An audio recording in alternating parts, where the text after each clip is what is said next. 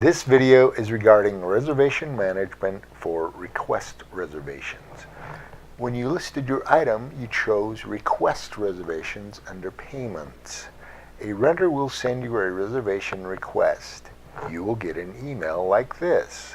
Click on the link and you'll be brought to this page where you can review the request and accept or reject the request. If you reject, you can send them a note as to why. If you accept, your renter will be sent an email notice giving them the amount they need to pay at your PayPal account. When you receive the PayPal notice that you've received payment, you'll need to mark the order paid.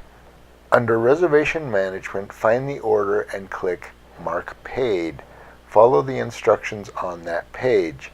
Before the renter comes to pick up your item, you want to print the contract and receipt. When they get there, you need to have the person on the contract sign and date it, then give them the receipt.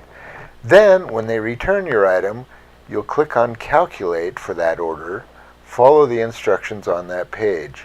Then click Calculate at the bottom, and then Print and Save. On the next page, you can print a receipt. Then click Finish. At the bottom of Finish, there are two boxes, one to send an email receipt, and you can also send a link for them to leave feedback. Please only send this link if you believe you had a happy camper.